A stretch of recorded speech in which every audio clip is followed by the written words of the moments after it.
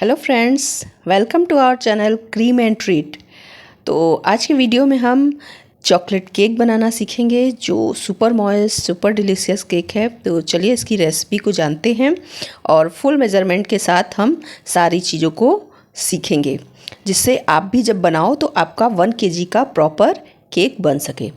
तो स्पॉन्ज के लिए मैंने 310 ग्राम होममेड प्रीमिक्स लिया है, जिसे 6 इंच के केक टिन में मैंने बेक किया था।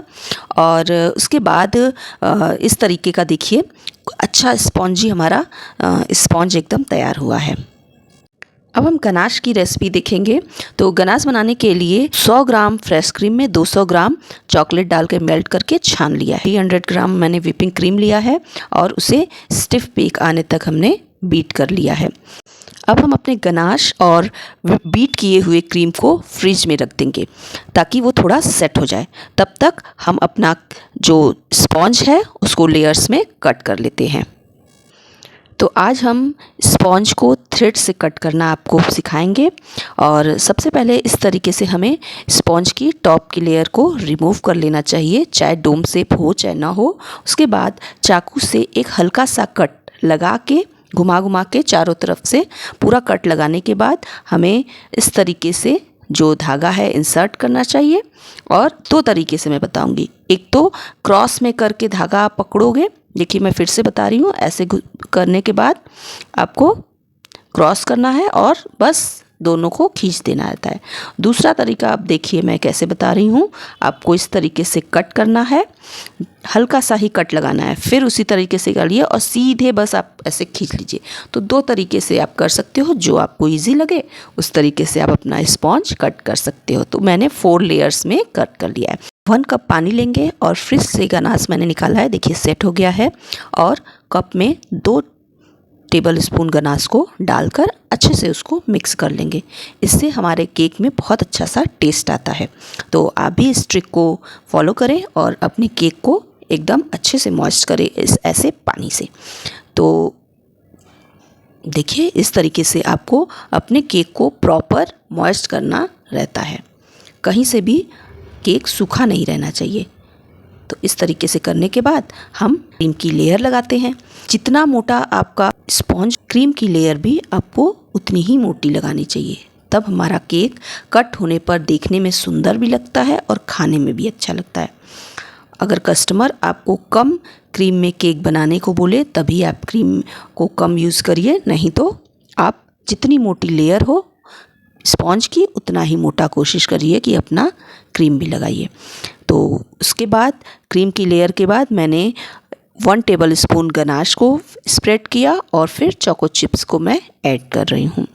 तो इसके बाद हम अपनी सेकंड लेयर लगाएंगे। सेकंड लेयर को भी इसी तरीके से हम मॉइस्ट करेंगे।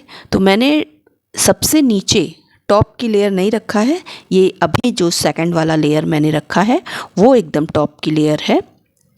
आप कभी घर पे केक अपने लिए बनाना तो देखिएगा कि वो नीचे अजीब सा चिपक जाता है, तो इसलिए मैं नहीं लगाती हूँ अब। तो आप भी इस सारे ट्रिक्स को ज़रूर फॉलो करिए, जिससे आपका भी केक बहुत ही अच्छा बने और आपको भी ढेर सारे केक के ऑर्डर्स मिले। तो बातों ही बातों में 3 लेयर मैंने लगा दी है। तो चलिए सारे लेयर्स को हम 1 बाय 1 करके कंप्लीट कर लेते हैं।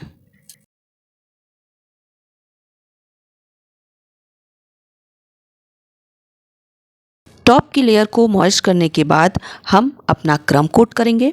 तो इस तरीके से हल्की हल्की सी क्रीम लगा के हमें क्रम कोट करना होता है। क्रम कोटिंग के समय ही हमें देख लेना चाहिए कि हमारा केक कहाँ से ऊंचा नीचा या कहीं से बहुत बाहर तो नहीं निकला हुआ है, तो उसे कट करके आपको निकाल देना चाहिए। और अगर एक साइड से ऊंचा और दूसरे साइड से नीचा है तो क्रीम की लेयर लगा के इवन कर लेना चाहिए। तो ये सारे काम जो आप क्रम कोटिंग के समय ही अच्छे से आपको करने होते हैं। तो जो बाद में जब फाइनल आइसिंग होती है तो ज़्यादा आपको दिक्कत नहीं होगी उसे फिनिशिंग देने में। अगर आप बिगनर्स हैं तो पाइपिंग बैग का ज़रूर यूज़ करें, इससे हमारी जो क्रीम है वो इवन लगती है, कहीं पर भी ज़्यादा या कम नहीं लगता है। सारे लेयर्स में इवनली ये स्प्रेड होता है। और नाइफ़ से क्रीम लगाओगे तो कहीं कम कहीं ज़्यादा, और आपको फिनिशिंग में बहुत समय भी लगेगा और अच्छे से फिनिशिंग भी नहीं हो पाती है। फ्रेंड्स, वीडियो लास्ट तक देखिएगा। लास्ट में मैंने इसको वेट करके दिखाया है, इसकी पैकिंग और इसे मैंने कितने में सेल किया, ये सारी चीज़ें मैं बताऊंगी। तो जब हमारा सरफेस स्मूथ हो जाए तो हम स्पून से या नाइफ़ से इस तरीके से गनाश की एक लेयर जो है डॉट डॉट करके लगाएंगे और स्क्रैपर से घुमा के चला देंगे तो नीचे का जो पार्ट है वो डार्क कलर का हो जाएगा। इससे हमारे केक में एक अच्छा सा शेड आ जाए, लाइट और डार्क का, जो देखने में बहुत ही खूबसूरत लगता है। तो आप भी इस ट्रिक को फॉलो करें और अपने केक में एक नया लुक दें। तो अच्छे से हमें करना है। कहीं पे अगर आपको कम लग रहा है कलर तो आप दोबारा से उस पर लगा लीजिए। कहीं क्रीम कम है तो क्रीम को लगा के आपको एकदम स्मूथ टेक्सचर कर लेना है। साइड में स्क्रैपर घुमाने के बाद आपको टॉप की लेयर दोबारा से ज़रूर क्लीन करनी है, चाहे वो पहले से वो क्लीन हो। 5 मिनट के लिए केक को फ्रिज में रखा और फ्रिज में रखने के बाद तब मैं गनाश अप्लाई कर रही हूँ। गनाश थोड़ा सा थिक हो गया था फ्रिज में रखने की वजह से, तो हल्का सा केवल मैंने उसे गरम किया और बहुत ज़्यादा गरम नहीं होना चाहिए। तो थोड़ा सा मैं ड्रिपिंग के लिए कोन में मैंने भरा और बाकी को टॉप पे डाल के उसे नाइफ़ से स्वल वाली डिज़ाइन बना ली और साइड में इस तरीके से देखिए जो कोन में मैंने भरा था उससे ड्रिपिंग कर ली है। कितना सुंदर ड्रिपिंग आया है। और इसके बाद मैं जितने भी बोर्ड पे क्रीम गनाश लगा हुआ है उसको अच्छे से क्लीन करके एकदम साफ़ कर लूँगी। अब नोज़ल से साइड में बॉर्डर्स बना लेंगे और बॉर्डर बनाने के बाद ऊपर बलून वाली डिज़ाइन बनाने के लिए बस आपको टर्न टेबल राइट लेफ़्ट में घुमाना है। इससे आपका खूब सुंदर सा बलून वाला डिज़ाइन बन जाता है बिना बलून नोज़ल के। फिर उसके बाद हम चेरी को लगा लेंगे। चेरी लगाने के बाद मैंने चोको चिप्स लगाया है, चॉकलेट के कुछ सेविंग्स कटिंग्स जो है वो डाल दिए हैं बीच में। और चोको चिप्स लगाने के बाद मैं गोल्डन बॉल्स को मैंने स्प्रिंकल कर दिया।